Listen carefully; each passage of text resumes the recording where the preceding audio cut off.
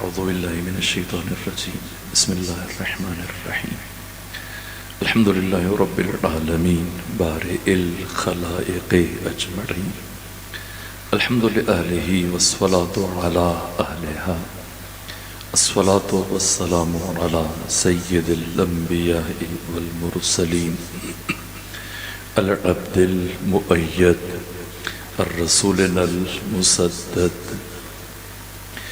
المصطفى الأمجد الحبيب الأحمد النبي الأمي المكي المدني السراج المنير الكوكب الدري صاحب الوقار والسكينة المدفون بأرض مدينة سيدنا ونبينا وشفيع ذنوبنا وطبيب قلوبنا وحبيب نفوسنا ومولانا أبي القاسم محمد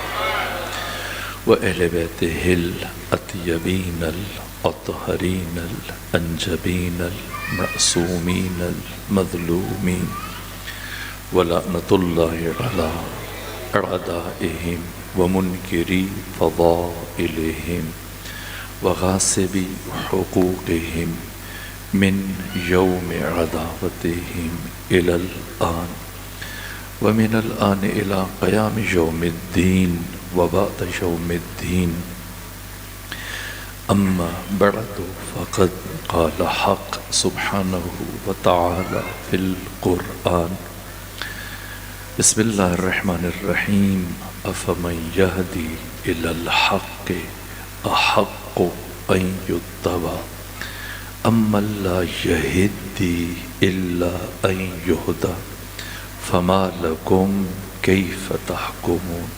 صلوات دیجیے خاندان فاطمہ.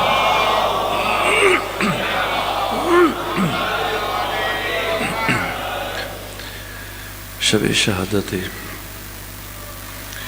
ہم رسول اسلام حضرت حمزہ سید الشہداء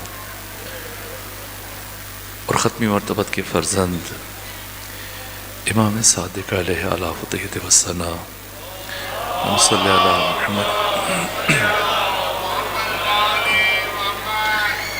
ان دو بزرگوار ہستیوں کی مظلومانہ شہادت کے موقع پر معصومین علیہ الصلوۃ والسلام کی بارگاہ میں آپ مومنین کی خدمت میں تعزیت پیش کرتا ہوں. موسم کی برہمی کے باوجود، بارش کی شدت کے باوجود دور و نزدیک سے آپ تشریف لائے. حق تعالی ہر قدم کے عوض میں آپ کو اجر عظیم عطا فرمائے. وہ دعائیں کہ جو زندگی میں آج تک آپ کے دلوں میں آپ کے وجدان میں محفوظ ہے، مسلسل طلب کے باوجود مرحلہ استجابت تک نہیں پہنچی ہیں. آج کی شب کے صدقے میں پروردگار ہر مومن کی ہر دعا کو مستجاب فرمائے.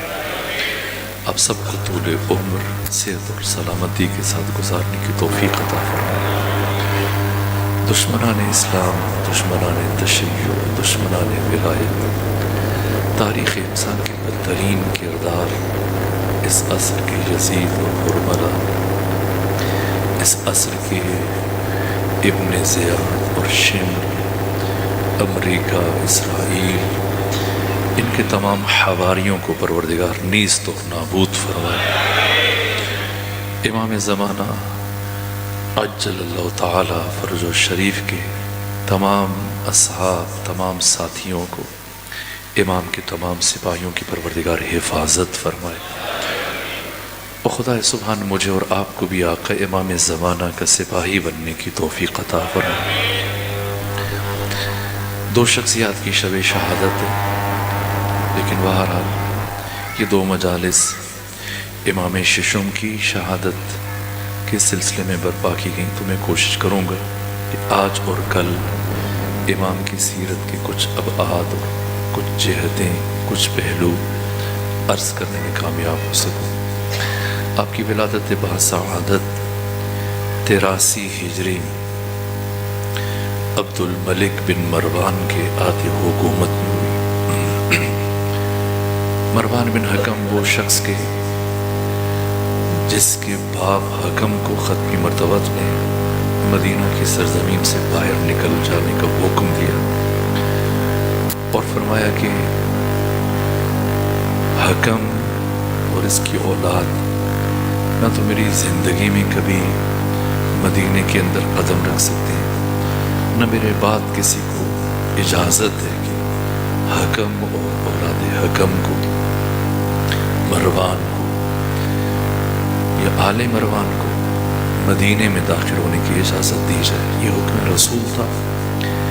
پہلی 2 خلافتوں میں اس کی پابندی کی گئی، لیکن تیسری خلافت کے زمانے میں خلیفہ سوم عثمان بن عفان نے مروان بن حکم کو واپس مدینہ بلایا اور بلانے کے بعد پھر اپنا داماد بنایا، بیٹی کا رشتہ دیا، پھر حکومت کے تمام امور مروان بن حکم کے سپرد کیے۔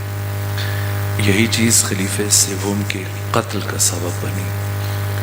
12 سال حکومت کے بعد اس بڑھاپے میں 88 برس کی عمر میں خود اپنے داماد مروان بن حکم کی وجہ سے خلیفہ سوم کی موت ہوئی ہے، قتل کیا گیا۔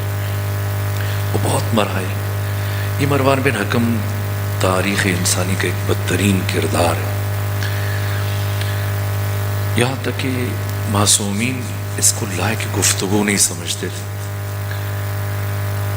پیغمبر اسلام بھی جب حکم سامنے آتا تھا، جتنا عرصہ وہ مدینہ مکہ میں پیغمبر اسلام کا سامنا ہوتا تھا تو پیغمبر دیکھ کے اپنا رخ موڑ لیتے تھے۔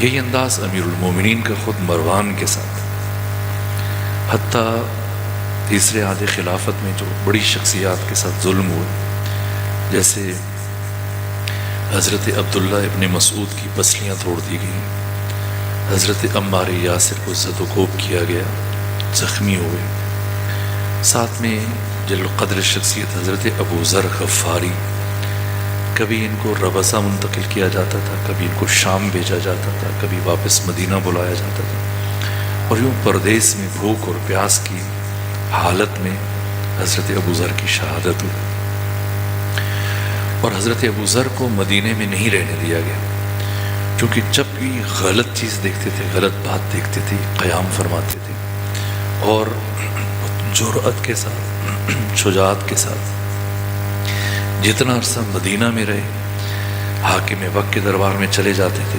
کعب الاحبار جسے حکومت وقت نے منتخب کر رکھا تھا فتوے دینے کے لیے، احادیث بیان کرنے کے لیے، یہ یہودی تھا، اور اس نے بس برائے نام کلمہ پڑھا اور تیسری خلافت کے زمانے میں اسلام کو قبول کیا بظاہر، لیکن ہزاروں کی تعداد میں اس نے احادیث کڑھی۔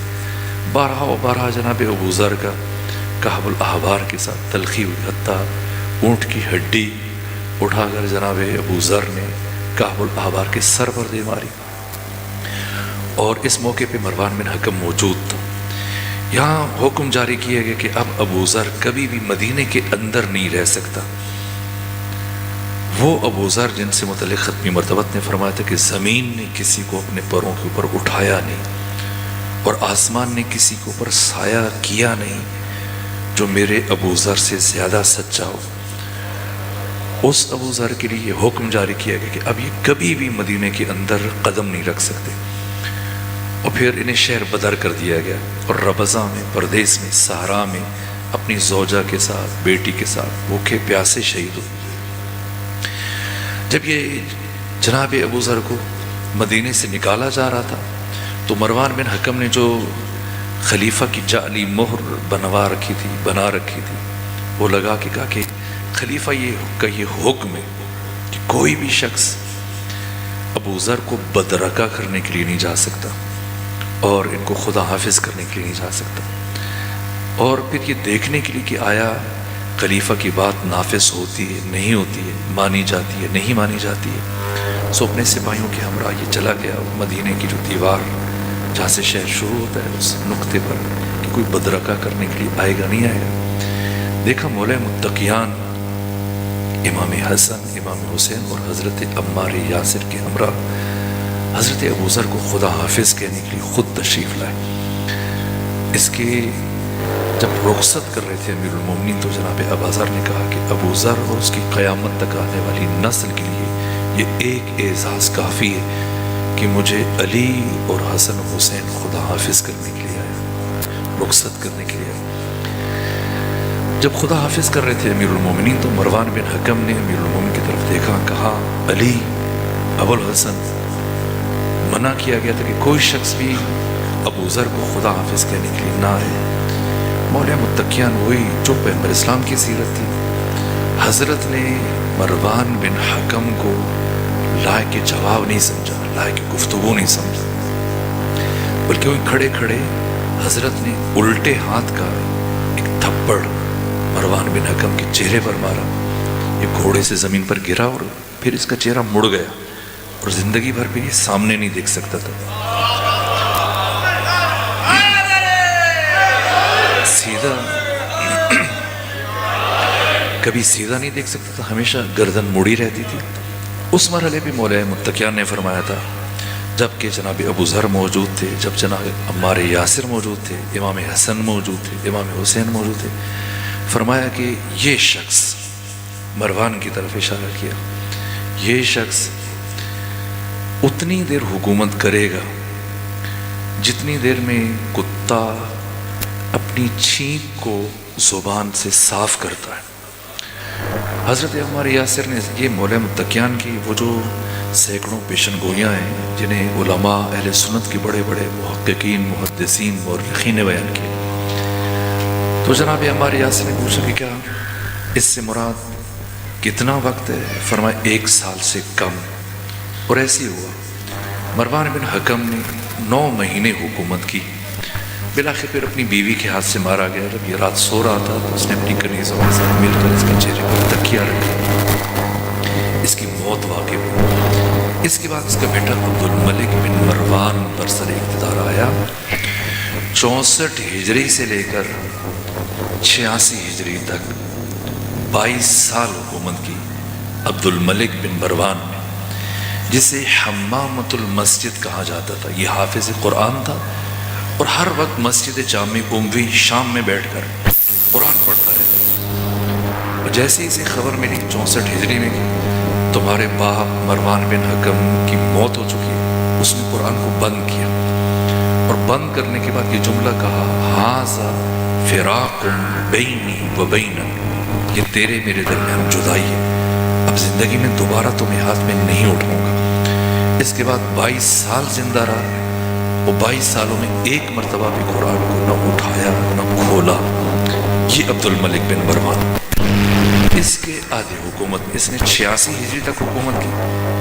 اس کی حکومت کے آخری 3 سال 83 ہجری کے 17 ربیع الاول کو امام ششم امام جعفر صادق علیہ الفطیۃ وسلم کی ولادت ہوئی.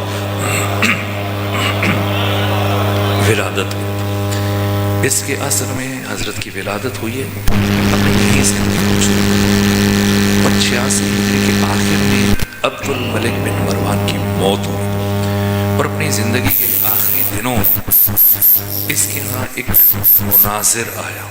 یہ جو میں نے سرنامہ کلام میں قرآن مجید کی آیت پڑھی، وہ آیت کے جیسے صدیقہ کبریٰ نے حاکم وقت کے سامنے تلاوت کیا تھا، افمن یہدی الی الحق احق ان یتبع امن لا یہدی الا ان یہدی فما لکم کیف تحکمون. یہ آیت کہ ہادی کون ہو سکتا؟ ہادی جو مہدی ہو. مہتدی کبھی بھی ہادی نہیں بن سکتا. ہادی روز اول سے مہدی ہوتا ہے. وہ دنیا میں آ کر کسی سے، حتیٰ کسی دوسرے معصوم سے بھی نہیں سیکھتا.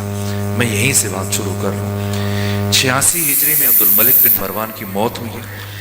اس کی زندگی کے آخری ایام کا یہ واقعہ ہے کہ ایک مناظر جو حافظ قرآن تھا، ہزاروں احادیث کا حافظ تھا، اور معقولات میں بھی منقولات میں بھی بہت شہرت رکھتا تھا، یہ شام میں عبد الملک کے پاس پہنچا اور ملاقات کر کے اپنے عقائد، نظریات، افکار بیان کیے۔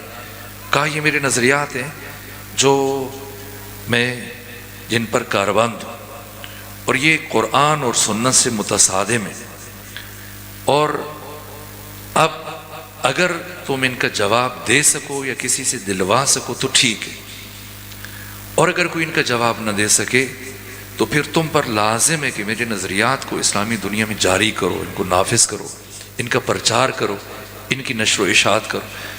عبد الملک بن مروان نے بالآخر برائے نام خلیفہ ہے، لیکن جب اس نے آ کر معترض ہوا، اپنے افکار، نظریات بیان کیے، اپنے معتقدات بیان کیے، تو اس نے بڑے بڑے نامور مفتی، قاضی القضات، محدثین کو بلایا، لیکن جو بھی اس سے گفتگو کرتا تھوڑے ہی وقت میں وہ خود اپنی شکست کا اعتراف کر لیتا۔ بہت ذہین، حاضر جواب، اہل علم تھا یہ فرد۔ تفسیر برہان کی پہلی جلد کے صفحہ نمبر 33 پر بھی، وہ خود حدیث کی کتب میں، وہ تاریخ کی کتب میں، شیخ عباس گمی نے، الملا باقر مجلسی نے، باقی محدثین، سیرت نگاروں نے اس واقعے کو تحریر کیا کہ یہاں تک کہ جب کوئی ایک فرد نہیں بچا کہ جو اس کے ساتھ مقابلہ کر سکے، گفتگو کر سکے، مناظرہ کر سکے، مباحثہ کر سکے، تو مجبور ہو کر عبد الملک بن مروان نے اپنے قاصد کو مدینہ روانہ کیا۔ کس کی طرف؟ علی بن حسین علیہ آلاف و تحیت و ثنا، امام سجاد کی طرف، کہ آپ امام وقت ہیں، فرزند رسول ہیں، آئیں خود اسلام کی تعلیمات اور قرآن مجید کے افکار معرض خطر میں، اور آ کر ان باتوں کا جواب دیجیے، اس لیے کہ کوئی ایسا فرد اور عالم اب تک نہیں بچا جس کو میں لے کے نہیں آیا، لیکن سب کے سب لاجواب ہو چکے۔ خود اسلام کی جو بنیادی ترین عقائد ہیں معرض خطر میں، مجبور ہو کر مجھے انہیں قبول کرنا پڑے۔ جیسے یہ خط لے کر قاصد پہنچا امام چہاروں کے پاس، تو امام کو دین کے، امام کا مقصد یہ تحفظ دین اور محافظ دین ہے۔ امام جب بھی کسی دشمن نے بلایا، بنو امیہ میں سے، بنو عباس میں سے، اس سے پہلے خلفائے ثلاثہ نے جب بھی دربار میں مشکل ترین مراحل میں بلایا، مولا متقیان کو، باقی ائمہ کو تشریف لے کر جاتے تھے۔ یہاں تک کہ ابن عساکر جن کا تعلق دمشق سے، ان کی مفصل تاریخ ہے، 160 جلدوں میں، تاریخ مدینہ و دمشق، اور اس کی 3 جلدیں مولا متقیان سے متعلق ہیں، اور پھر ان میں ان واقعات کو بھی بیان کیا۔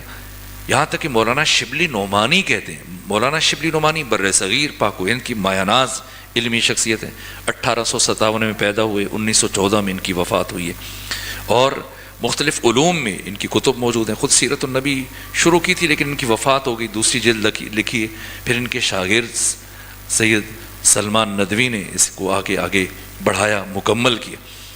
مولانا شبلی نعمانی نے یہ بات کی، کہا کہ مجھے تعجب ہوتا ہے کہ اتنے بڑے مؤرخ اور محدث اور مفسر، تاریخ شناس اور حدیث میں وہ شخصیت کے جو امام کی حیثیت رکھتے ہیں، اور تفسیر میں صاحب تفسیر در المنصور علامہ جلال الدین سیوطی کہ جن کی وفات 911 ہجری میں ہوئی، کہ مجھے تعجب ہوتا ہے جب میں نے ان کی کتابیں پڑھی ہیں، اور ان میں یہ کہا کہ جب میں الفاروق لکھ رہا تھا تو اس اثناء میں خود باقی علماء کے علاوہ علامہ جلال الدین سیوطی کے آثار کو دیکھ رہا تھا، تو انہوں نے لکھا کہ خلیفہ ثانی نے اپنی زندگی میں 90 مرتبہ یہ کہا کہ لولا علی لہلک عمر، کہا لیکن مجھے تعجب ہوتا ہے کہ اتنے بڑے محدث اور مؤرخ سے یہ غلطی کیسے ہوئی۔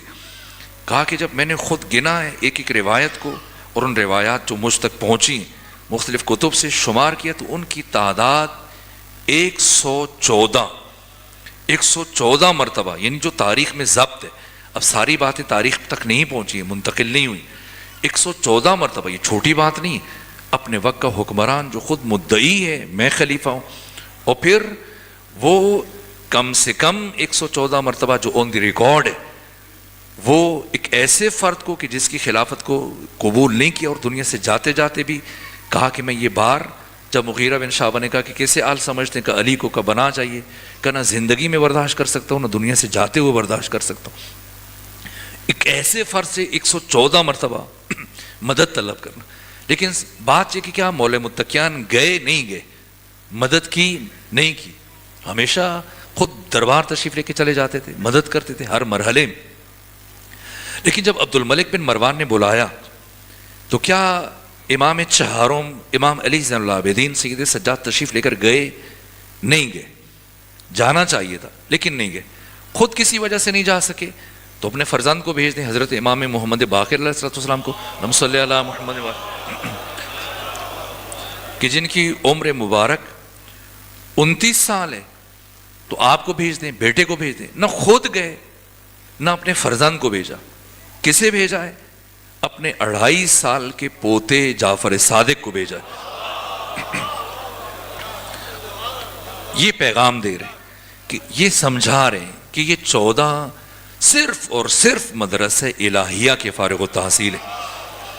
انہوں نے دنیا میں آ کر اللہم صلی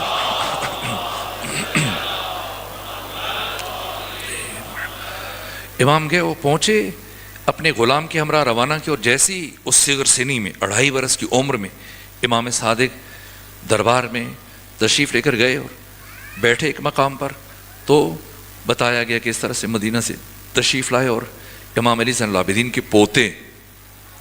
عبد الملک بن مروان کی نگاہ پڑی، دیکھا کہ ایک چھوٹا سا بچہ میرے دربار میں بیٹھا ہے. پوچھے یہ کون ہے؟ کہا کہ آپ نے امام علی زین العابدین کو خط لکھا تھا تو انہوں نے اپنے پوتے کو بھیجا ہے. اسے غصہ آیا کہ خود نہیں آنا تھا، نہ آتے، میرے ساتھ کم سے کم یہ مذاق نہ کرتے کہ اس ملک کے تمام افاضل، علماء، دانشور، محدث، اہل علم، فقہا سب کے سب شکست کھائی، سب نے اپنی شکست کا اعتراف کیا، اور ایک بچہ کیا بات کرے. جب یہ الفاظ سنے تو امام صادق اپنے مقام سے اٹھے اور چلتے ہوئے آگے بڑھے. فرمایا کہ تمہیں مشکل نہیں ہوگی، پریشانی نہیں ہوگی، اس سے کہو جو پوچھنا چاہتے ہیں مجھ سے پوچھے، جو سوال کرنا چاہتے ہیں مجھ سے سوال کرے. پہلا سوال جو اس قدریم، پہلے تو اس نے کہا کہ کیا بڑے ختم ہو گئے کہ بچوں کو لے کے آگے ہو میرے مقابلے میں؟ توہین ہے کہ ایک 2-2.5 سال کے بچے کے ساتھ میں بات کروں. تو امام نے فرمایا کہ تم بات کرو، تمہیں زیادہ دیر انتظار نہیں کرنا پڑے گا. کہ اگر اتنا اعتماد جب دیکھا تو کہا اچھا اگر اتنے پر اعتماد ہیں تو میرے ایک سوال کا جواب دیں. فرمایا کون سا سوال؟ کہ یہ بتائیے کہ میرے عقیدے کے مطابق اللہ کو بندے کے کسی بھی کام میں، کسی بھی عمل میں، کسی بھی فعل میں دخل اور تصرف کا حق حاصل نہیں، حق اللہ کو مداخلت کا حق حاصل نہیں. گفتگو تفصیلی ہے لیکن میں آگے بڑھنا چاہتا ہوں، بس ایک جملہ کہہ کے آگے بڑھ. جب یہ کہا یہ میرا پہلا عقیدہ ہے، اس کا جواب دیجئے تاکہ میں آگے بڑھوں، اور میں یہ چاہتا ہوں کہ آپ قرآن ہی سے جواب دیں کیونکہ میرے اور آپ کے درمیان حجت خود قرآن ہے. امام نے فرمایا اچھا قرآن آتا ہے تمہیں؟ کہا میں حافظ کل قرآن. کہا سورہ فاتحہ سناؤ. سورہ فاتحہ پڑھو. اس نے سورہ فاتحہ پڑھنا شروع کی، بسم اللہ الرحمن الرحیم الحمدللہ رب العالمین الرحمن الرحیم مالک یوم الدین ایاک نعبد و ایاک نستعین. آگے پڑھنے لگا، آگے بڑھنے لگا. امام نے فرمایا رکو ٹھہرو. کہ کیوں سورت تو مکمل کرنے دی؟ فرمایا نہ ضرورت نہیں ہے، بس اتنا بتاؤ کہ جب تمہارے عقیدے کے مطابق اللہ کو بندے کے کسی بھی کام میں، عمل میں، فعل میں دخل، تصرف، مداخلت کا حق حاصل نہیں ہے تو پھر ایاک نستعین کہہ کے خود اللہ کو مداخلت کے لیے کیوں بلا رہے ہو؟ جیسی سنا ہل کر رہ گیا. آگے بڑھا، امام کے ہاتھ کا بوسہ لیا کہ یقین ہو گیا کہ جو پہلے آئے تھے وہ اور تھے، جو اب آیا وہ اور ہے. اور اس کے بعد کا اللہ اعلم حیث یجعل رسالتہ، اللہ بہتر جانتے کہ اپنی رسالت کو کون سے خاندان میں قرار دے. اللہ محمد. یہ امام کا بچپنا ہے، یہ 2-2.5 سال کی عمر ہے. یہاں تک کہ امام نے فرمایا مزید پوچھیے. کہ نہ اب مزید پوچھنے کی مجھے ضرورت نہیں. اور خود بعد میں جو میں نے پڑھا خود باقر شریف القرشی جیسے محقق نے لکھا کہ یہی مناظر، یہی دانشور بعد میں آ کر امام کے حلقہ درس میں امام سے استفادہ کرتا تھا، امام کے شاگردان میں، وہ جو 4000 شاگرد کہ اس متعلق بھی میں کچھ بات کروں گا۔ یہ امام کی جو 31 سال یا 30.5 سال یہ نائب امام کی حیثیت سے گزارے، اور پھر اس کے بعد امام کی امامت کا آغاز ہوتا ہے۔ امام کی امامت کے آغاز کے کچھ واقعات میں کوشش کروں گا، اب چونکہ وقت کم بچا ہے کل آپ کی خدمت میں عرض کروں۔ میری خواہش تھی کہ میں حضرت حمزہ سید الشہداء کی اس عظیم شخصیت سے متعلق کچھ بیان کرتا کہ آپ کا بھی آج شب شہادت ہے، لیکن اگر ممکن ہوا تو میں کل کچھ پہلو عرض کروں گا۔ یہ تقریباً 35 سال امام کا عہد امامت، اس سے پہلے کے معصومین کو ایسا موقع نہیں ملا، آپ جانتے ہیں اجمالی طور پر، اور اس کے بعد کے جو معصومین علیہ الصلوۃ والسلام ہیں سوائے امام علی ابن موسیٰ الرضا کے، اور آپ کو بھی ایک مختصر وقت ملا، چند سال ملے، باقی کسی معصوم کو ایسا موقع نہیں ملا۔ پہلی مرتبہ تاریخ اسلام میں اور تاریخ امامت میں 250 سالوں کے درمیان امام جعفر صادق علیہ السلام کو یہ موقع میسر آیا کہ آپ علوم اہل بیت کی ترویج کر سکیں۔ البتہ یہ سادہ نہیں تھا، یہاں تک کہ آپ کے چچا جناب زید بن علی بن حسین، جن سے خود امام بہت زیادہ محبت کرتے تھے، جناب زید بن علی بن حسین غیر معمولی شخصیت ہے۔ جناب حضرت زید وہ شخصیت کی یہ جو 54 دعائیں آپ صحیفہ سجادیہ میں پڑھتے، یہ 54 دعائیں امام سجاد نے اپنے فرزند جناب زید کو خود املا کروائی تھی۔ امام بولتے تھے اور حضرت زید لکھتے تھے، اور بہت بڑے عابد تھے، بہت بڑے زاہد تھے، بہت بڑے عارف تھے، بہت بڑے فقیہ تھے، اور امام باقر علیہ السلام بھی اٹھ کر ان کا استقبال کرتے تھے، اور امام جعفر صادق علیہ السلام بھی اٹھ کر ان کا استقبال کرتے تھے۔ یہ بہت بڑی شخصیت ہے، لیکن جس بے دردی سے آپ کو شہید کیا گیا کہ آپ کی لاش کو بھی جلا کر راکھ کر دیا گیا۔ ابھی جو آپ زیارات کے لیے جاتے ہیں اور جو روضہ بنا ہوا ہے، ایسا نہیں شاید بعض افراد سمجھتے ہو کہ یہاں پر ان کو دفن کیا گیا، نہیں، یہ وہ جگہ ہے جہاں پر آپ کو جلایا گیا اور پھر آپ کی راکھ کو بھی پانی میں بہا دیا گیا۔ آپ کی مظلومانہ شہادت ایک ایسا مرحلہ تھا کہ بہت ایک تحول آیا، بہت شور اٹھا، لیکن امام صادق خاموش ہے۔ ہم نے سمجھنا ہے اس لیے تاکہ درک کریں کہ امام صادق علیہ السلام نے کیا کیا اور کس انداز سے۔ دیکھیے آپ سب کے سب جو بیٹھے ہیں، علوی ہیں، مہدوی ہیں، حسنی ہیں، حسینی ہیں، فاطمی ہیں، لیکن اس کے باوجود دنیا میں دوست دشمن آپ کو جعفری کے نام سے یاد کرتے۔ کیوں؟ ہمارا تشخص امام جعفر صادق علیہ السلام کی شخصیت، کیا کیا امام نے، اور کس مشکل ترین دور میں۔ اگر امنیت تھی تو وہ نسبی تھی باقی ائمہ کی نسبت، ورنہ آپ صورتحال دیکھیں، ایک طرف آپ کے چچا جناب زید کو جس بے دردی سے شہید کیا گیا، دوسری طرف آپ دیکھیے محمد نفس زکیہ جن کا لقب ہے، یہ محمد نفس زکیہ اور ان کے چھوٹے بھائی ابراہیم، یہ دو وہ جلیل قدر شخصیات ہیں۔ یہ ہر دو فرزند ہیں عبداللہ محض کے۔ عبداللہ محض فرزند ہیں جناب حسن مصنع کے، حسن مصنع فرزند ہیں امام حسن مجتبیٰ کے۔ یہ محمد نفس زکیہ اور جناب ابراہیم جب ہر دو نے حکومت کے خلاف قیام کیا تو ان کی اتنی محبوبیت تھی، جذابیت تھی کہ ائمہ اربعہ سواد اعظم کے جو دو بڑے امام ہیں، امام ابو حنیفہ نعمان بن ثابت اور امام مالک ابن انس، ہر دو نے محمد نفس زکیہ اور ان کے بھائی ابراہیم کی مدد، نصرت، حمایت اور تائید کے وجوب کا فتویٰ دیا کہ اگر کوئی ان کی مدد نہیں کرے گا وہ گنہگار ہے اللہ کی بارگاہ۔ اس کے باوجود وہ شخصیت جو ان دو افراد سے بہت قریب ہے، امام جعفر صادق علیہ السلام، کچھ بھی نہیں کہا، یہاں تک کہ دونوں بھائیوں کو جب دونوں بھائیوں نے جنگ لڑی اور اس اثناء میں پھر انہیں گرفتار کیا گیا، پھر شہید کیا گیا، اور دونوں بھائیوں کے کٹے ہوئے سر جب زندان میں حضرت عبداللہ بن محض کے پاس بھیجے گئے، اور دونوں جیسے چاند کے ٹکڑے ہوں، اتنے حسین تھے کہ حضرت عبداللہ بن محض نے جب اپنے دونوں بیٹوں کے کٹے ہوئے سر دیکھے تشت میں، وہی چیخ ماری، ان کی وہیں پر شہادت ہوگی۔ اس کے باوجود امام صادق علیہ السلام خاموش ہے، خاموش ہے۔ تیسری جانب آپ دیکھیے، اولاد امام حسن مجتبیٰ کو ہاتھوں میں رسیاں پہنائی گئی، پاؤں میں بیڑیاں پہنائی گئی، بے کجاوا اونٹوں پر بٹھایا گیا، سب کے گھروں کو آگ لگا دی گئی اور سب کو مدینے سے نکال دیا گیا۔ اس عالم میں بے کجاوا اونٹوں پر بٹھا کر تازیانے مارتے ہوئے نکالا گیا. لیکن امام صادق اتنے دکھی تھے, اتنا گریہ کیا آپ نے کہ آپ مسلسل 20 دن تک حالت بیماری میں رہے اور اتنے کمزور ہو گئے کہ آپ گھر سے مسجد تک چل کے نہیں آ سکتے تھے. اس کے باوجود صبر کیا.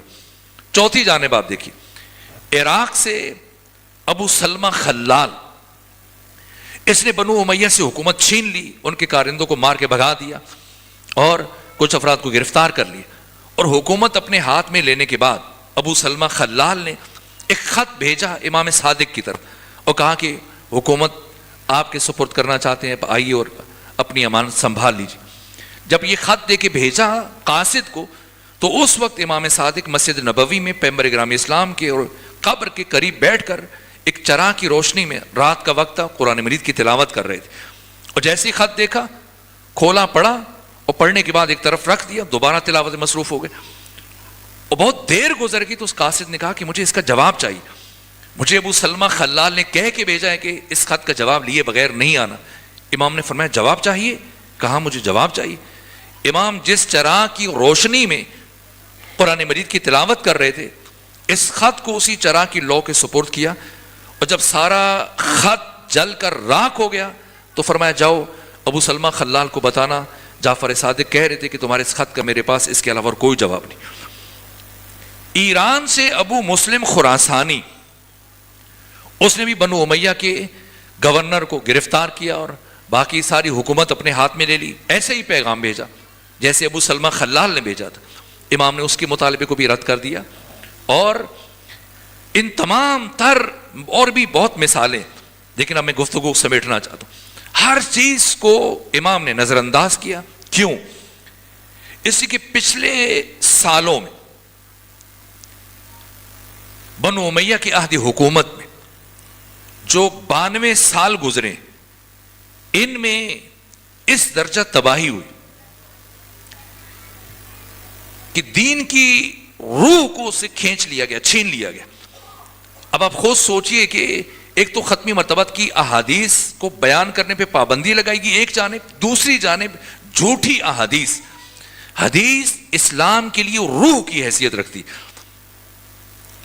اور اسلام کی روح چھین لی گئی اور اس کی جگہ پر جھوٹی احادیث لاکھوں. یعنی آپ خود دیکھیں, امام احمد ابن حنبل جن کی وفات 241 ہجری میں ہوئی, یہ 2.5 لاکھ احادیث کے حافظ تھے. اور اس کے علاوہ 1 لاکھ احادیث انہوں نے ایسی یاد کر رکھی تھی کہ بتاتے تھے لوگوں کو کہ یہ پیغمبر سے منسوب ہے, لیکن ان میں سے کوئی حدیث پیغمبر نے نہیں کہی. تو آپ کے شاگرد کہتے تھے پھر آپ نے حفظ کیوں کی ہے, اتنی زحمت کیوں کی ہے؟ کہ تاکہ میں لوگوں کو بتا سکوں کہ پیغمبر اسلام پر کتنا ظلم کیا گیا. اب یہ کام تھا جو کرنا تھا. حکومت برائے حکومت مقصد نہیں تھا. ظاہر ہے کہ اب دین اس حد تک مسخ ہو چکا تھا, حلال و حرام باقی تعلیمات جو بنو امیہ نے اتنے طویل عرصے میں کیا, اور پہلی مرتبہ یہ موقع مل رہا تھا. اگرچہ حکومت حاصل کر سکتے تھے, لیکن نہ, امام نے ضروری سمجھا کہ اثر نو لوگوں کو اسلام ناب محمدی سے آشنا کریں. اور جب امام نے اپنے مکتب کا آغاز کیا اور سلسلہ درس بڑھنے لگا تو یوں محسوس ہو رہا تھا لوگوں کو جیسے ابھی ابھی اسلام سے آشنا ہو رہے ہیں. میں شرمندہ ہوں, وقت بھی بہت تیزی سے گزر رہا ہوں. میں ابھی سفر کر کے پہنچا اور ایسی کیفیت نہیں ہے کہ میں ذرا جلدی سے ان حقائق کو بیان کرتا ہوں, زیادہ باتیں بیان کر سکتا, لیکن مجبوری ہے کہ مجھے دوسرے مقام پر بھی حاضر ہونا ہے. تو بس اب خود ان چیزوں کو آپس میں ملائیے اور نتیجہ لیجیے. ان حالات میں شروع میں آپ کے والد بزرگوار امام محمد باقر علیہ السلام کے شاگردان تھے, اور پھر انہی سے 8-10 افراد سے جو آپ نے سلسلہ بڑھایا, بڑھتے بڑھتے آپ کے شاگردان کی تعداد 4000 تک جا کے پہنچی. اور اس اسنا میں آئے دن کوئی خدا کے موضوع پر آپ سے مناظرہ کر رہا ہے, کوئی خدا کا انکار کر رہا ہے, کوئی نبی کا انکار کر رہا ہے, کوئی امامت کا مدعی ہے. ہر ایک سے اگر ان میں مناظرات کو بیان کروں تو ان کے لیے کئی گھنٹے چاہیے. یہاں تک کہ ابن درہم کے ساتھ آپ کا مناظرہ, اور ابو شاکر دیسانی کے ساتھ آپ کا مناظرہ, اور پھر وہ میری خواہش تھی کہ ہندوستانی طبیب جس سے امام کی گفتگو ہوئی ہے, اور پھر ابھی وہ 3 مستقل جلدوں میں امام کی وہ گفتگویں چھپیں کہ جن میں امام نے کئی 100 سوالوں کے مسلسل جواب دی. کہ مثلاً انسان کی جو بال ہیں، یہ جو پلکیں ہیں اور یہ جو بھویں ہیں، انہیں کاٹنے کی ضرورت پیش نہیں آتی، لیکن سر کے بال بڑھتے ہیں، داڑھی کے بال بڑھتے ہیں، انہیں کاٹنے کی ضرورت۔ اور پھر بالوں کا فلسفہ کیا ہے، داڑھی اور مونچھوں کی حکمت کیا ہے؟ خاتون کی نہ مونچھیں نہ داڑھی ہے، مرد کی داڑھی بھی ہے، مونچھیں بھی ہیں، اس کی وجہ کیا ہے؟ اور جو دل ہے، اس کی شکل، اس کا مقصد کیا ہے؟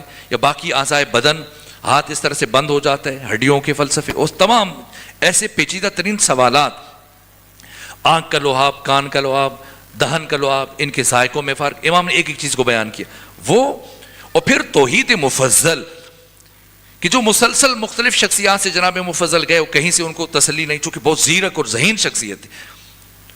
جب بھی امام کے پاس آتے، امام فرماتے اب جائیں فلاں کے پاس، آپ پہلے سے پڑھ رہے تھے، اب کی پڑھیے، لیکن جب مسلسل ان کا پیمانہ صبر لبریز ہو گیا اور جب ان کو تسلی نہیں ہو رہی تھی، تشفی نہیں ہو رہی تھی، اب آئے امام کے پاس، آئے تو امام نے فرمایا کہ اب روشنائی کا انتظام کیجیے، قلم لے کے آئیے، کاغذ لے کے آئیے اور لکھیے۔ اور امام پھر مسلسل 3 دن تک بتاتے رہے، توحید بولتے رہے اور وہ لکھتے چلے گئے۔ یہ توحید مفضل اس وقت ہمارے پاس کتابی شکل میں موجود ہے۔ اور پھر امام کے باقی جو مناظرات ہیں، اگر ممکن ہو تو میں کل کچھ کی طرف اشارہ کر دوں گا۔ اور پھر شروع میں اگر کوئی امام کے پاس آتا، امام خود اس سے گفتگو کرتے، خود بحث کرتے، خود مناظرہ کرتے، حتیٰ امام چل کے جایا کرتے تھے، جیسے ابن درہم جس نے خدائی کا ادعا کر رکھا تھا، امام گئے اور اس کی جزیات تفصیلات، لیکن رفتہ رفتہ امام کے شاگرد جیسے جیسے بڑھتے چلے گئے، اتنی بڑی بڑی شخصیتوں کو تراشا، تیار کیا، آمادہ کیا مختلف علوم میں۔ علوم قرآن میں جناب حمران جیسی خود آور شخصیت کو تیار کیا، لغت اور ادبیات میں ابان بن تغلب جیسی شخصیت کو آپ نے تیار کیا، علم کیمیا اور علم کیمسٹری میں جناب جابر بن حیان جیسی شخصیت کو تیار کیا، علم فقہ میں جناب زرارہ بن اعین جیسی برجستہ ترین شخصیت کو تیار کیا، علم حدیث میں جناب حضرت ابو بصیر جیسی شخصیت کو تیار کیا، عقائد اور علم کلام میں جناب مومن طاق جیسی شخصیت کو تیار کیا، حکمت و فلسفہ میں حشام بن حکم جیسی شخصیت کو تیار کیا، مختلف علوم میں ایسی برجستہ ترین شخصیات۔ اب اگر کوئی امام کے پاس آتا مناظرے کے لیے، گفتگو کے لیے، تو امام فرماتے بتاؤ کس علم میں بات کرنا چاہتے ہو؟ اگر کہتا فقہ میں، فرماتے زرارہ سے بات کرو، اگر کہتا علم کلام میں، فرماتے مومن طاق سے بات کرو، اگر کہتا حدیث میں، فرماتے ابو بصیر سے بات کرو، اگر کہتا کہ میں علم کیمیا میں بات کرنا چاہتا ہوں، فرماتے جابر بن حیان سے بات کرو، اگر اصرار کرتا نہیں میں تو آپ سے بات کرنا چاہتا ہوں، امام فرماتے ان سے بات کرو، ان سے گفتگو کرو، ان سے مناظرہ کرو، اگر تم نے ان میں سے کسی ایک کو شکست دے دی تو سمجھ لینا کہ تم نے جعفر صادق کو شکست دی۔ مرید پرور نہیں تھے، شخصیت پرور تھے، اتنی بڑی بڑی شخصیتوں کو تراشا، تیار کیا،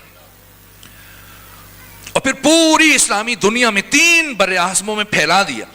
اس کی طرف میں کل اشارہ کروں گا، یہاں تک کہ راوی حسن بن علی وہ روایت کرتے ہیں کہ میں مسجد کوفہ میں دیکھا تو میں نے گننا شروع کیا، چھوٹی چھوٹی ٹولیاں، علم کا اتنا شوق بڑھ چکا تھا، 2 افراد 3 5 7 بیٹھے ہیں مسلسل، اور میں نے گنی کہ 900 ٹولیاں، چھوٹے چھوٹے گروہ، اور ان میں دین کو بیان کیا جا رہا ہے، حدیث کو بیان کیا جا رہا ہے، اور میں جس گروہ کے پاس کھڑا ہوتا تھا ہر ایک کی زبان پر یہ جملہ تھا، قال الصادق قال الصادق، صادق آل محمد نے یہ فرمایا۔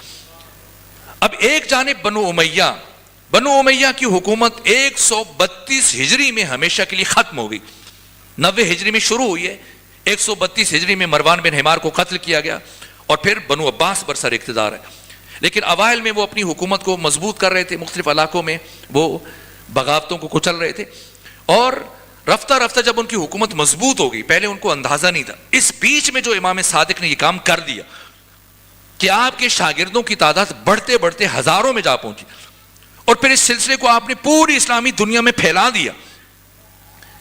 یہ خبریں جیسے منصور دوانقی کا اقتدار مضبوط ہوا، بنو امیہ کا اسے کچلنے میں کامیاب ہو گیا، تو اسے رفتہ رفتہ مدینے کی خبریں آنا شروع ہوئی، تو اس کی نیندیں اڑنا شروع ہو گئی کہ میں تو اپنی حکومت مضبوط کر رہا تھا اور ان کاموں میں لگا ہوا تھا، لیکن اس فرصت سے جو جعفر صادق نے فائدہ اٹھایا کہ پوری اسلامی دنیا میں اگر کسی کا طوطی بولتا ہے، کسی کا نام چل رہا ہے، جعفر صادق ہے، میں تو برائے نام حکومت کر رہا ہوں، میں اس تخت پر بیٹھ کر لوگوں کے جسموں پر حکومت کر رہا ہوں۔ عملی طور پر اس وقت پوری اسلامی دنیا میں اگر کسی شخصیت کے لوگوں کے دلوں پر حکومت ہے وہ تو جعفر صادق ہے۔ اب پریشان ہوا اور اس کی نیندیں اڑ گئیں، اس کو اپنی بے وقعتی، بے بساعتی، اپنی کم مائگی، اپنی بے حیثیتی، اپنی محرومیت اور کمتری کا احساس ستانے لگ گیا. مشیروں کو بلایا کیا کرے، کس طرح سے امام صادق کی محبوبیت کو کم کرنے میں کامیاب ہو جائے، آپ کی مرکزیت کو توڑنے میں کامیاب ہو جائے، آپ کی مرجعیت کو توڑنے میں کامیاب ہو جائے. مجھ سے میرے عزیز نے کہا کہ وہ ایک جو منصور دوانکی کے دربار میں آپ نے بیان کیا تھا، وقت نہیں بچا لیکن میں چند جملے عرض کر دیتا ہوں. یہاں اس نے جب مشورہ کیا تو کسی نے کہا کہ آپ اپنے دربار میں امام صادق کو بلاؤ اور اسلامی دنیا سے کسی ایسے اہل علم کو تلاش کرو جو امام صادق سے ایسے سوال پوچھیں کہ وہ لاجواب ہو جائے. اور جب وہ جواب نہ دے سکے تو تمہارے پاس یہ جواز آئے گا کہ تم امام صادق کے حلقہ درس پر پابندی لگا سکتے ہو اور یوں ان کی مرکزیت کو توڑنے میں کامیاب ہو سکتے ہو. کہ ایسا شخص کہ جو بات کا جواب دینے کی صلاحیت نہیں رکھتا تو اسے امامت کا حق نہیں ہے، نہ مسند درس بچھانے کا حق ہے. تو اب اس نے ڈھونڈنا شروع کیا، اسلامی دنیا سے پوچھتا ہے بھئی کون کوئی ایسا عالم، کوئی محدث، کوئی بڑا فقیہ، کوئی اسکالر مل جائے، کوئی دانشور مل جائے. لیکن جس سے بھی رابطہ کرتا ہے یا تو وہ براہ راست امام جعفر صادق کا شاگرد ہے یا آپ کے کسی شاگرد کا شاگرد ہے. مسلسل تتبع، تفحص، چھان پھٹک کرتے ہوئے، ڈھونڈتے ہوئے، تلاش کرتے ہوئے ایک فرد تک پہنچا جس کی بہت دور تک شہرت تھی، اپنے حافظے کی وجہ سے، حاضر جوابی کی وجہ سے، اپنی معلومات کی وجہ سے. ایک نام تھا، کون؟ نعمان بن ثابت، کنیت ابو حنیفہ.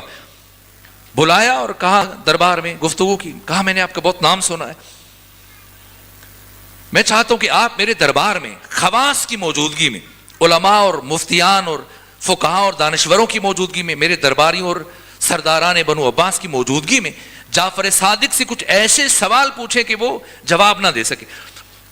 میں اتنا آپ کو مالا مال کر دوں گا کہ آپ کی نسلوں کے لیے کافی ہو جائے گا، اور سرکاری سطح پر میں آپ کی امامت کا اعلان کروں گا، آپ کو امام اعظم کا خطاب دوں گا.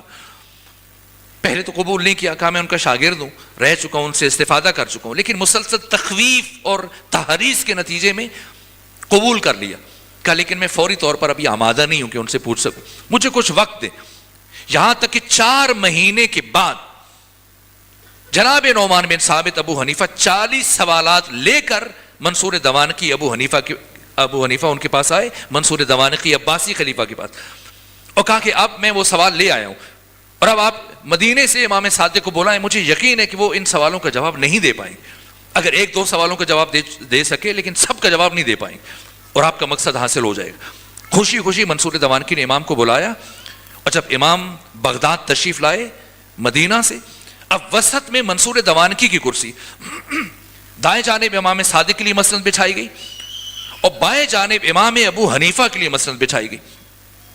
اب آپ ظرف کی بلندی کی انتہا دیکھیے کہ منصور دوانقی نے تعارف شروع کیا کہ ہمارے ملک کے بہت بڑے دانشور ہیں، عالم ہیں، فقیہ ہیں، اور ہم چاہتے ہیں کہ وہ سب کی موجودگی میں آپ سے کچھ سوال کریں، پوچھیں تاکہ ہم سب کے علم میں بھی اضافہ ہو جائے، ہمیں بھی وہ سننے کا موقع مل جائے.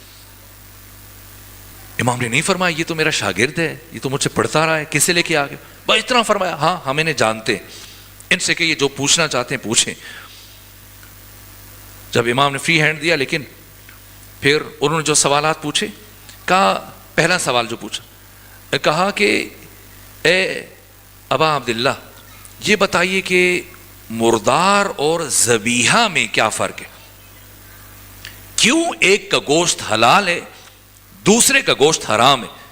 امام نے فرمایا خون کا فرق ہے، خون کا.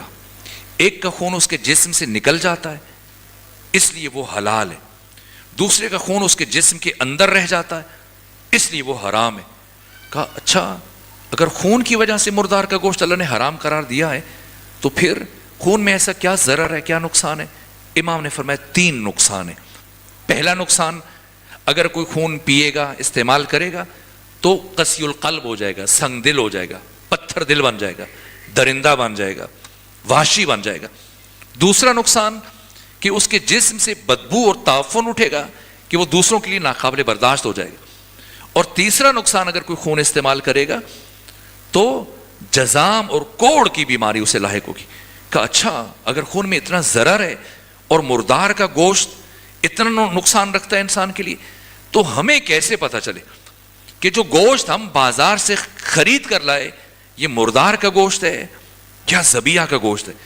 امام نے فرمایا اگر تم گوشت خرید کے گھر لاؤ اور تمہیں شک ہو کہ قصاب نے خیانت کی ہے یا تمہیں ٹھیک گوشت دیا، اگر تم حالت شک میں ہو تو اس گوشت کو جو خرید کر لائے ہو آگ پر رکھو، اگر یہ گوشت پھیلنا شروع ہو جائے تو یہ مردار کا گوشت ہے، اگر یہ سکڑنا شروع ہو جائے تو ذبیحہ کا گوشت ہے۔ کہا اچھا اگر ذبیحہ کی اتنی اہمیت ہے اور یہ ذبیحہ لازم ہے کہ اس کے بغیر گوشت استعمال نہیں کیا جائے تو پھر مچھلی کو تو ذبح نہیں کیا جاتا؟ امام نے فرمایا مچھلی پانی کے اندر مرے تو مردار ہے، پانی سے باہر مرے تو ذبیحہ ہے۔ کہ کیا فرق پڑتا ہے کہ پانی کے اندر مرے یا پانی سے باہر مرے؟ امام نے فرمایا مچھلی جب پانی کے اندر مرتی ہے تو مرنے سے پہلے تڑپتی نہیں ہے، لیکن جب پانی سے باہر مرتی ہے تو مرنے سے پہلے تڑپتی ہے۔ اس تڑپنے کے نتیجے میں ایک تو اس کے جسم میں خون کی مقدار بہت کم ہوتی ہے، دوسرا اس تڑپنے کے نتیجے میں سارا خون اس کے سر میں اکٹھا ہو جاتا ہے، باقی سارا گوشت سالم اور محفوظ رہ جاتا ہے، یہی اس کا ذبیحہ ہے۔ کہ ایسی جنت کا کیا فائدہ؟ انسان خود تو جنت میں چلا جائے لیکن اس کے دوست احباب بہن بھائی بیوی بچے والدین وہ جہنم میں چلے جائیں، جب بھی اسے جنت میں اپنوں کی یاد آئے گی یہ جنت اس کے جہنم بن جائے گی۔ امام نے فرمایا نہ ایسا نہیں ہوگا۔ کہا کیوں ایسا نہیں ہوگا؟ امام نے فرمایا اس لیے کہ جنت میں پہنچنے کے بعد انسان کی عقل کامل ہو جائے گی، اور جب انسان کی عقل کامل ہو جائے تو اس کی دوستی اور دشمنی کا معیار صرف خدا بن جاتا ہے، اور جب کسی کی دوستی اور دشمنی کا معیار خدا بن جائے تو وہ کبھی بھی اللہ کے نافرما بردار یا اللہ کی کسی دشمن کے لیے پریشان نہیں ہوتا۔ کہ اچھا یہ بتائیں کہ کیا خدا ہر زبان جانتا ہے؟ فرمایا ہر زبان جانتا ہے۔ کہ پھر اگر اللہ ساری زبانوں کو جانتا ہے تو نماز کو عربی زبان میں کیوں واجب قرار دیا؟ فرمایا اس لیے کہ نماز رکن دین ہے، اہم ترین عبادت، اور خدا یہ چاہتا ہے کہ نماز قیامت تک اسی شکل میں باقی رہے، تحریف تغیر تبدل سے محفوظ رہے۔ اگر ہر ایک اپنی زبان میں اس کو پڑھنے کی کوشش کرتا تو اس کی حیت بدل جاتی، شکل بدل جاتی، اور یہ تحریف تغیر و تبدل کا شکار ہو جاتی۔ کہا اچھا یہ بتائیں کہ کیا اللہ ہر جگہ موجود ہے یا ہر جگہ موجود نہیں ہے؟ فرمایا ہر جگہ موجود ہے۔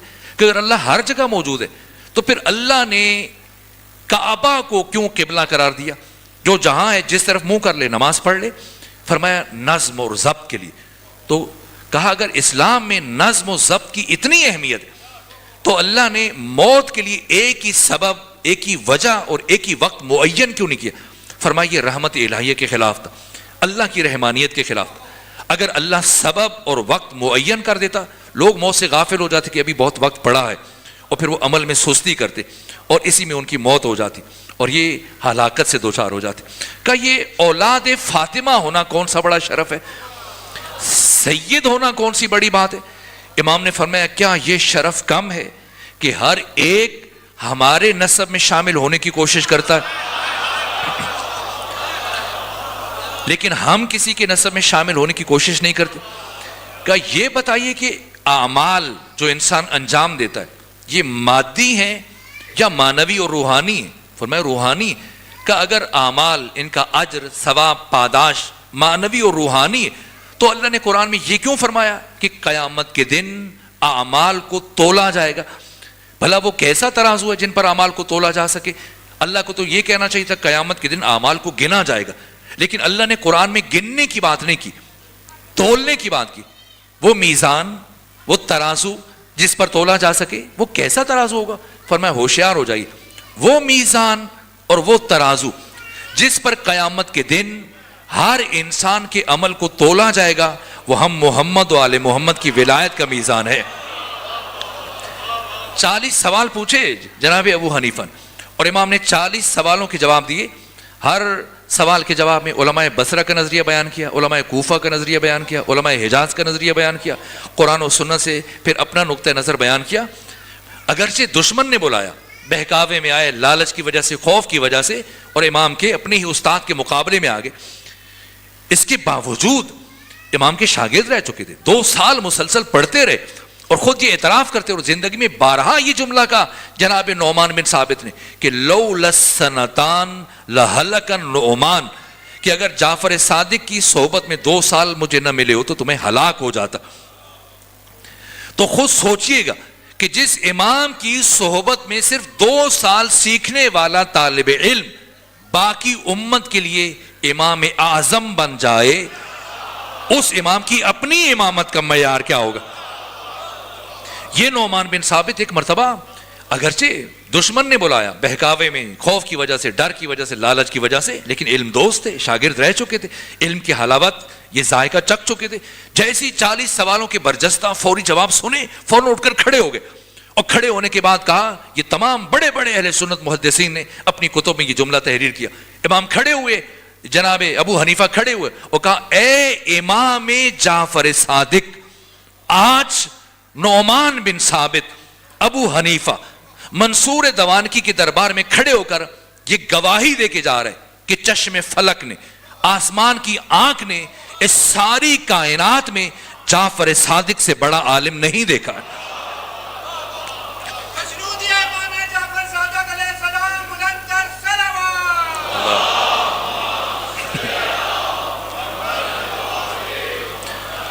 میں شرمندہ ہوں, وقت تمام ہوا. 2 جملے عرض کروں, پھر کل یہیں سے اپنی بات آگے بڑھائیں اور امام کی شخصیت کے ابعاد اور باقی پہلو اور جہتیں جو وقت کے اندر بیان ہو سکی میں عرض کرنے کی کوشش کروں گا. ایک طرف امام نے یوں مختلف علوم میں اور ان شخصیات کو آمادہ کیا اور پھر پوری اسلامی دنیا میں پھیلا دیا. اس کے اثرات اور پھر نتائج وہ کل اشارہ کروں گا. اور دوسری جانب امام نے جو کام انجام دیے ان میں سے ایک کام, آپ تمام معصومین میں, تمام ائمہ میں سب سے زیادہ جس امام نے کربلا کا سفر کیا ہے اور باقی مقامات کا, نجف کا سفر کیا, کوفہ کا سفر کیا, وہ امام جعفر صادق علیہ السلام. باقاعدگی سے کبھی مسلسل سالوں میں آتے, کبھی 1 سال چھوڑ کر آپ تشریف لے کے جاتے, اور ابھی بھی عقیل بھائی اور باقی افراد آپ جاتے ہیں زیارات کے لیے. یہ مقام امام جعفر صادق ہے, یہاں حضرت رکا کرتے تھے اصحاب سے. یہ جتنی بھی آپ مفاتح الجنان اٹھا لیجئے, الاقبال اٹھا لیجئے, اعمال کی کتابیں, یہ جو 90% معصومین علیہ السلام کی زیارات ہیں, یہ امام نے خود اپنے اصحاب کو تعلیم دی ہیں, مدون کروائیں, لکھواتے تھے. یہ جتنی زیارات ہیں, امام حسین کی زری کے پاس کھڑے ہو کے کیا پڑھیں, کس نے بتایا, امام جعفر صادق علیہ السلام نے. اور باقی آداب, تعلیمات جن کی طرف میں اشارہ کروں گا, یہاں تک کہ جب زیارات کے لیے تشریف لے کے جاتے تھے اور پھر ایک مرحلے میں آپ نے باقاعدہ طور پر مجلس سے عزا برپا کروایا کرتے تھے. اور ایک محفل میں کسی صحابی نے, جناب ابو بصیر نے عرض کیا, فرزند رسول اب یہ بتائیے کہ ایک باپ کے لیے, امام کی شہادت میں کل بیان کروں گا, بس آج کی حد تک صرف تکمیل مجلس کے لیے ایک جملہ عرض کر دو. کہا کہ ابو بصیر نے سوال کیا کہ امام یہ بتائیے کہ ایک باپ کے لیے زندگی میں سب سے خوشگوار لمحہ کیا ہوتا ہے. امام نے فرمایا جب اس کا بیٹا اتنا بڑا ہو جائے کہ بیٹے کا قد باپ کے برابر ہو جائے. کہ اب یہ بتائیے کہ ایک باپ کے لیے اپنی زندگی میں سب سے مشکل مرحلہ کون سا ہوتا ہے. امام صادق نے فرمایا جب اسی باپ کو اسی جوان سال بیٹے کی لاش اٹھانی پڑ جائے. اور اس کے بعد رخ کیا کربلا کی طرف اور کہا السلام علیک یا ابا عبداللہ. وہ قیامت کا مرحلہ تھا جب میرے جد بزرگوار آقا حسین ابن علی نے اپنے بیٹے علی اکبر کی لاش اٹھائی. میں تفصیلی مصائب کل عرض کروں گا, 2 جملے تاکہ مجلس مکمل ہو جائے. میں محرم میں بھی کچھ مصائب پڑھ چکا ہوں, چند جملے آج آپ کی خدمت میں عرض کروں. تمام کربلا کے شہیدوں میں سے مشکل ترین وداع جناب علی اکبر کا. سید مہدی بحر العلوم تحریر کرتے ہیں کہ جب جناب علی اکبر کو روانہ کیا, امام حسین علیہ السلام کی حالت وہ تھی جیسے 2 سالہ بچے کی ہوتی ہے جو ابھی ابھی چلنا سیکھ رہا ہوتا ہے. ادھر علی اکبر کو روانہ کیا, ادھر امام حسین نے فرمایا یا بنیا مہلن مہلا, اے بیٹا علی اکبر ذرا آہستہ چلنا, اور بیٹا علی اکبر جاتے ہوئے مڑ مڑ کر میری طرف دیکھتے ہوئے جانا. یہاں تک کہ جناب علی اکبر کی سواری نے چند قدم طے کیے, پھر ایک آواز سنی پلٹ کر دیکھا، عجیب قیامت کا منظر تھا، حسین اوندھے منہ کربلا کی زمین پر گرے۔ جناب علی اکبر سواری سے نیچے اترے، بابا کو اٹھایا اور عرض کیا بابا آپ تو مجھے رخصت کر چکے تھے، پھر یہ حال کیوں ہے؟ فرمایا اے کاش آپ کا آپ کے جیسا بیٹا ہوتا۔ ایک جملے میں جو جناب علی اکبر کا تعارف کروایا، اب جو روانہ کیا، کوئی انسان اس قابل نظر نہیں آیا امام حسین کو، اللہ کو گواہ بنایا، اپنی داڑھی کو بائیں ہاتھ سے پکڑا، دایاں ہاتھ آسمان کی طرف بلند کیا اور کہا پروردگار اللہم اشہد علی ہؤلاء القوم، پروردگار تو گواہ رہنا، قد برز الیہم غلام، اب اس جوان کو میدان جنگ کی طرف روانہ کر رہا ہوں، اشبہ الناس برسول اللہ، جو اس ساری کائنات میں تیرے رسول کی سب سے بڑی شبیہ، صرف دیکھنے میں، چہرے میں نہ، خلقن و خلقن و منطقہ، جو کردار میں بھی تیرے رسول جیسا ہے، گفتار میں بھی، ظاہر میں بھی، باطن میں بھی۔ میری کیفیت نہیں ہے، میں شرمندہ ہوں، آج اس طرح سے بیان نہیں کر سکا اور وقت بھی نہیں بچا، بس ایک جملہ عرض کر رہا ہوں، یہاں تک کہ جناب علی اکبر گئے، ایسی جنگ کی کہ علی کی جنگ کی یاد تازہ کر دی اور 80 بڑے بڑے دشمنوں کو فنار کیا، اور اب مبارزہ طلب کرتے ہیں، کوئی مقابلے میں نہیں آتا، یہاں تک کہ ایک مرتبہ سنان ابن انس نے آگے بڑھ کر جناب علی اکبر سے کہا آپ تو داد شجاعت دے رہے ہیں، ایسی جنگ کر رہے ہیں کہ آج آپ نے اپنے دادا علی کی جنگ کی یاد تازہ کر دی، لیکن ذرا موڑ کر خیام کی طرف دیکھیے، کسی نے آپ کے خیموں کو آگ لگا دی۔ جیسے ہی علی اکبر نے اپنا رخ خیموں کی طرف کیا، اس شقی نے دھوکے سے ایک نیزہ آپ کے سینے میں پیوست کیا، اور اس کے بعد اس کا دستہ اس طرح سے توڑا کہ نیزے کی انی حضرت کے سینے میں رہ گئی۔ نکالنے کی کوشش کی، نہیں نکال پائے، ابھی جھکے ہوئے تھے کہ پشت سے ایک شقی نے آگے بڑھ کر لوہے کا وزنی گرز جناب علی اکبر کے سر اقدس پر مارا، اور جناب علی اکبر خود کو زین فرس کے اوپر سنبھال نہیں پا رہے تھے، ڈگمگا رہے تھے، لیکن اتنے خوددار تھے کہ خود کو گھوڑے سے نیچے گرنے نہیں دیا، بلکہ اپنی باہیں گھوڑے کی گردن میں ڈال دی، اور آپ کے سر کا خون گھوڑے کی آنکھوں میں جانا شروع ہوا۔ اب گھوڑے کو کچھ دکھائی نہیں دے رہا تھا، واپس جانے کے بجائے دشمن کے لشکر کی طرف بڑھ رہا تھا، اور جہاں سے جناب علی اکبر کی سواری گزر رہی تھی، سید ابن طاؤس نے اپنے مقتل اللحوف میں لکھا کہ فَقَتَّلُوهُ إِرْبًا إِرْبًا، جس کے ہاتھ میں جو ہتھیار تھا، علی اکبر کے جسم کے ٹکڑے کٹ کٹ کے کربلا کی زمین پر گر رہے تھے۔ جب خود کو زین فرس پر سنبھال نہ پائے، عرض کیا بابا جان اپنے بیٹے علی اکبر کا آخری سلام قبول کیجئے۔ وہ حسین کے جو ہر شہید کی لاش پر تیر کی طرح سے پہنچے تھے، اس حسین کو علی اکبر کی لاش تک پہنچنے میں بڑی دیر لگ گئی، اس لیے کہ جب علی اکبر نے آواز دی تو حسین کبھی دائیں گر جاتے، کبھی بائیں گر جاتے، اور کہتے بیٹا علی اکبر مجھے آواز دو، مجھے کچھ دکھائی نہیں دے رہا۔